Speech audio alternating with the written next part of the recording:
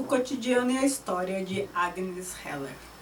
Olá pessoal, tudo bem? Eu sou a Carmen do blog Aqui do Mundo e hoje eu venho comentar este livro de filosofia, O Cotidiano e a História de Agnes Heller, uma filósofa húngara seguidora de Lukács. Lukács é aquele teórico bem difícil. Ele escreveu Teoria do Romance, deixa eu achar aqui. Ele escreveu este livro, Teoria do Romance. Eu li, este aqui está no plástico, mas eu já li outro com esse mesmo título da biblioteca, eu já li uns capítulos e assim, não é muito fácil. Por falar nisso, não é muito fácil, eu dedico este vídeo ao Marcelo Nascimento da Silva. Pediu para eu dedicar este vídeo a ele sobre a Agnes Heller e pediu para eu fazer vídeo do Lukács. Mas, enfim, além de eu não ter lido nada assim muito consistente sobre ele, né, eu li trechos de um livro e eu acho que eu não dou conta do Lukács não. Ele é bem difícil, assim, dos teóricos sobre literatura, romance sobretudo, acho que ele é o mais difícil que eu já li. Então, acho que isso eu vou ficar devendo aí, pelo menos pelos próximos anos, certo? Tá bom, Marcelo? Mas, ó, esse aqui eu vou comentar. Um abraço, viu? Obrigada. E o que é interessante neste livro? Tudo. Eu acho que comentei no Facebook, até mesmo em vídeo aqui, quando eu comecei a ler, senti um pouco de dificuldade, eu achei difícil. Ela fazia umas afirmações que eu não sei se eu não estava preparado, enfim, acho que fazia tempo que eu não lia filosofia. E eu achei que eu ia ter muita dificuldade, mas depois assim, tranquilo, viu? Sem nenhum problema. Ela integra a escola de Budapeste, formada pelos discípulos mais próximos de Georg Lukács. Ela começa com um problema central, não é o que é cotidiano. O que é cotidiano foi a questão que eu me coloquei e depois o que ela responde. A questão é se a história persegue algum fim, ou seja, se ela é teleológica. Olha que termo bonito. Teleológico tem a ver com finalidade. Então, assim, a história persegue algum fim, tem alguma finalidade? E se não tem, por que ela parece ter? Ela tem uma aparência de finalidade objetiva. Ela começou assim, ó, vejam só por que eu me assustei, né? Mas depois vai mais suave. E ela comenta, né, que hoje em dia as pessoas acham que tudo está passando mais rápido, como se o tempo estivesse correndo mais. Ela fala que o tempo é o mesmo, né? A gente sabe que o tempo é o mesmo, né? Mas a gente tem essa impressão, a gente não deixa de ter a impressão de que tudo está indo muito mais rapidamente. Ela fala, o tempo é o mesmo, o que se altera com a frequência maior são as estruturas sociais. Por que ela resolveu falar do cotidiano? Porque o cotidiano é aquilo que nos estrutura, aquilo que a gente faz de maneira espontânea, né? Então, cotidiano tem tudo a ver com espontaneidade. Tem a ver com rotina. Aí abro um parênteses. Se você tem dificuldade de fazer alguma coisa, para começar a fazer exercício físico, faça disso uma rotina, porque aí você vai fazer de maneira espontânea. A gente precisa de rotina, a gente precisa do cotidiano pra gente fazer as coisas, principalmente as coisas que a gente reluta em fazer. Deixar essas coisas automáticas, a gente não pode ficar pensando muito nelas, porque nesse processo de pensar muito nelas, a gente desiste delas. Então elas têm que se tornar rotineiras, elas têm que virar hábito para saírem de modo espontâneo, né, para a gente realizar de maneira espontânea. Assim como a gente levanta para trabalhar todo dia, todo mundo vai saltando de felicidade trabalhar? Não, vai porque precisa, já se habitua, nem reflete mais sobre isso. Vai porque tem que ir. Ela fala muito de valor, do axiológico, e ela fala que as ações concretas é que determinam o valor. É aquilo que eu sempre falo, né? A gente é o que a gente faz, a gente não é o que a gente fala. O que a gente faz e como a gente faz revela o que é um valor pra gente. E o valor revela a essência humana.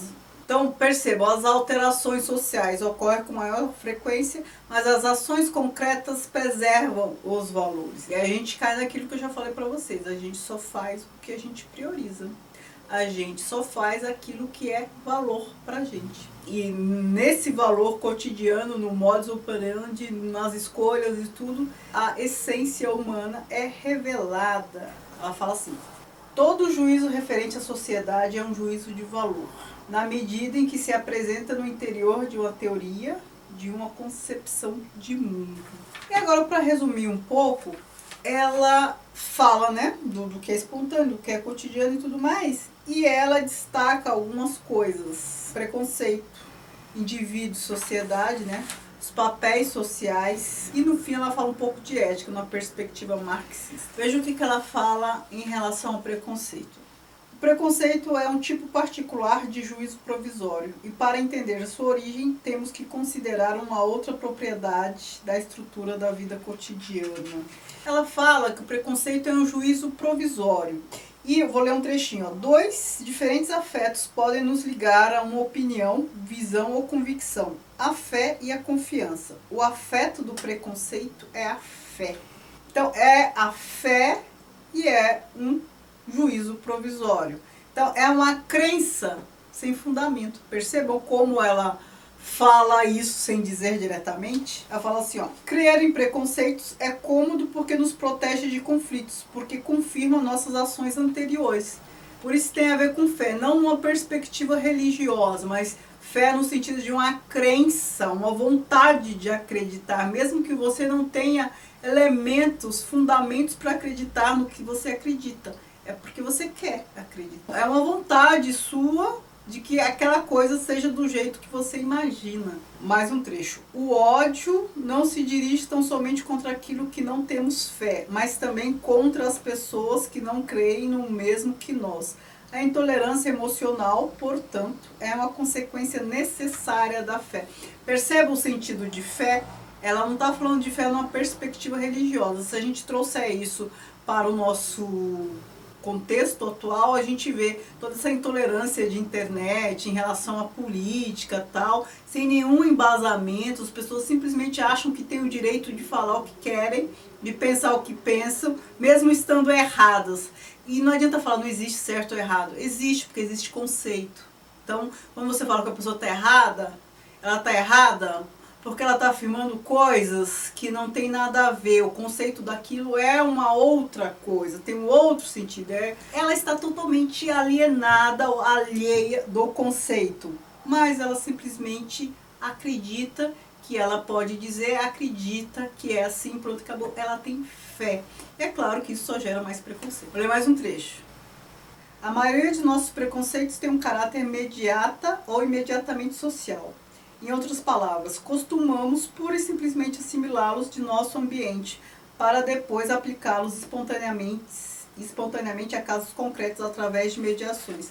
É por isso que a gente tem que tomar cuidado, quem cria filho, quem influencia criança pequena, mesmo que não seja filho, porque eles reproduzem modelo. E assim, preconceituoso todo mundo é, mas todo mundo tem que se policiar, todo mundo tem que se conhecer e saber em relação a que tem preconceito e se policiar. Ela fala que preconceito não determina caráter.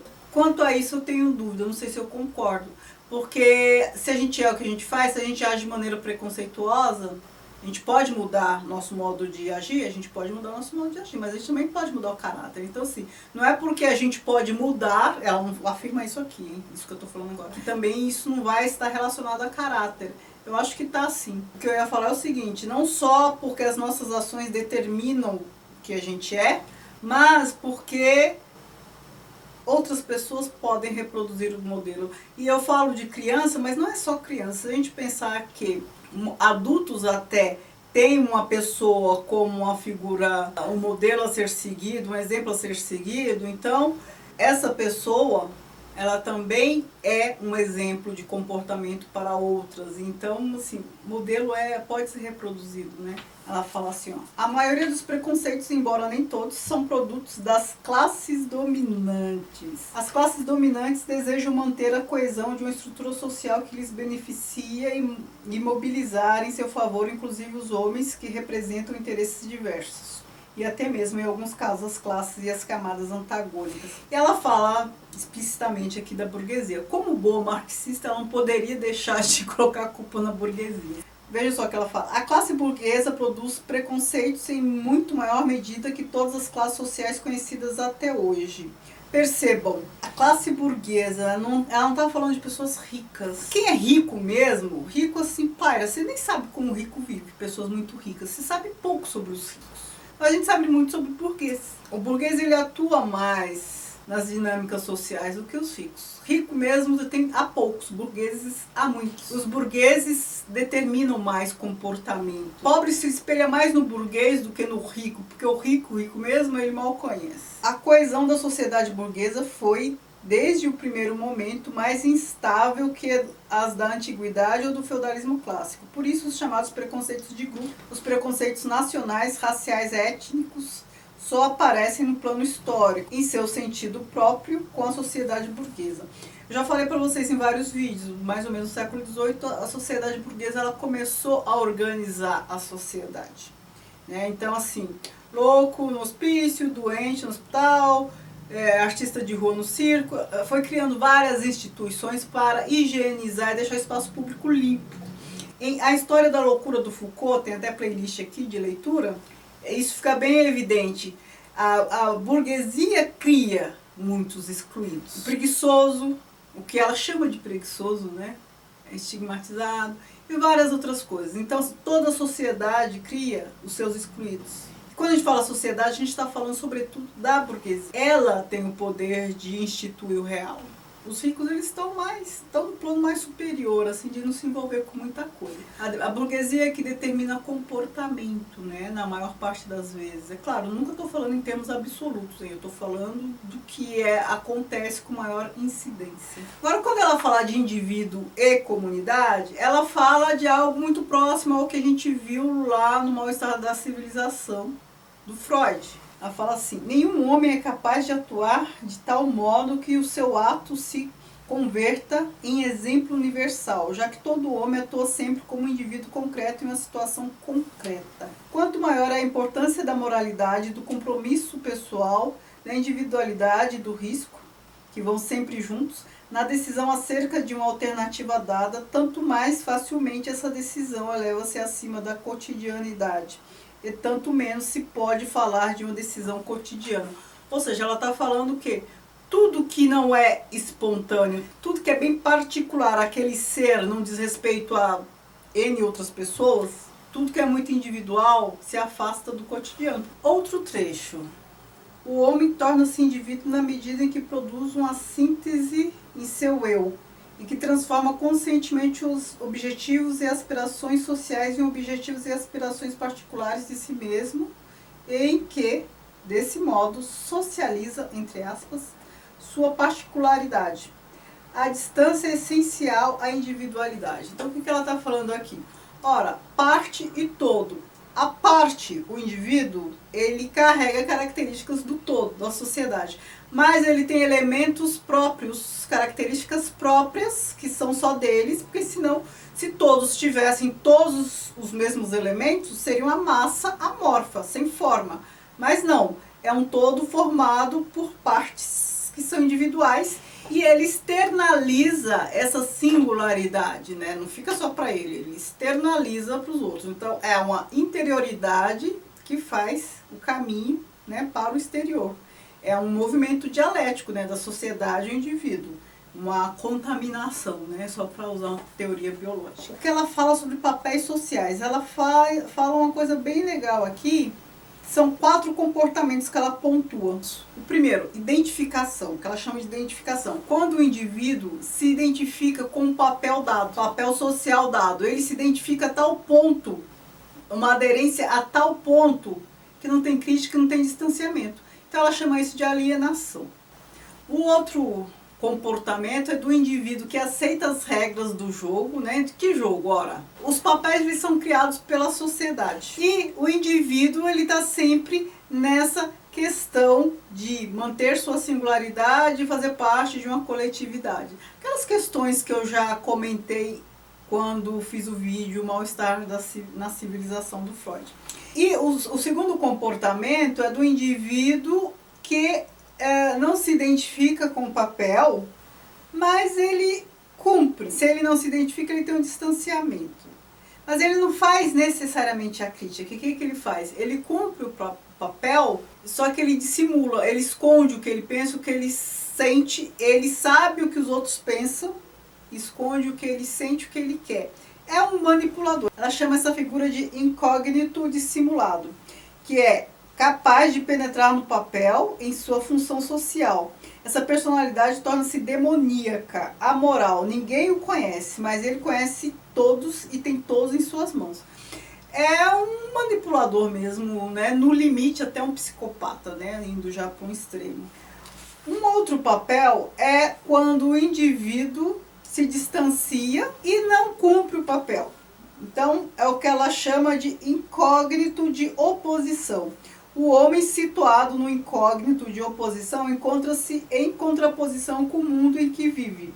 Não despreza os homens que representam ingenuamente os vários papéis, mas sim o mundo que lhes prescreve tais papéis. É aquele que cumpre, mas está sempre reclamando, né? Ele tem um distanciamento crítico, né? Um distanciamento intelectual, ele não é alienado, mas ele não chega a necessariamente fazer alguma coisa, deixar de cumprir, fazer no sentido assim de impedir que esse papel seja cumprido.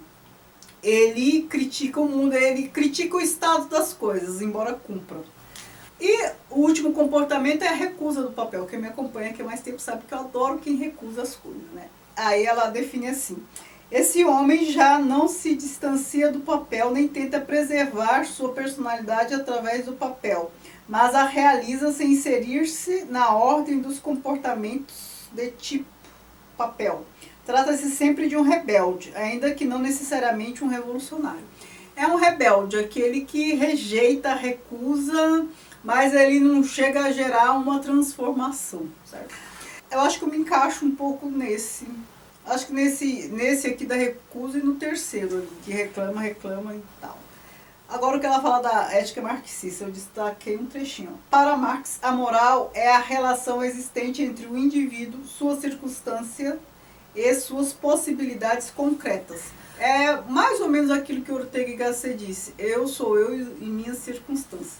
Ora, isso aqui que ela fala do Marx tem tudo a ver com as teorias do Marx, mesmo porque a gente não pode deixar de lembrar que ele desenvolveu o materialismo histórico e o materialismo dialético, em que ele fala das forças, do impacto do contexto socioeconômico, o poder transformador desse contexto na vida das pessoas. Ele não é determinista. O Marx não é determinista, não é como aquelas teorias do século XIX fala que o indivíduo nasceu no seu meio e está condicionado a isso.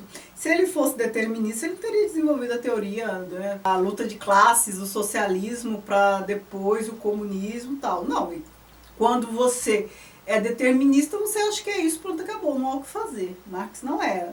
Embora ele ressalte, né, toda a teoria dele ressalta a influência, o impacto do meio na vida das pessoas, né? Não dá para negar isso, certo? Então assim, esse vídeo já tá longo, não vou comentar mais nada, já fiz alguns apontamentos aqui. Gostaria que vocês me dissessem o que vocês acharam, deu para ver como ela escreve, né? Li alguns trechos. Gostaria também que vocês me indicassem mais coisa dela, se alguém conhece e tal, porque eu gostei. Muito obrigada, beijos e tchau, tchau.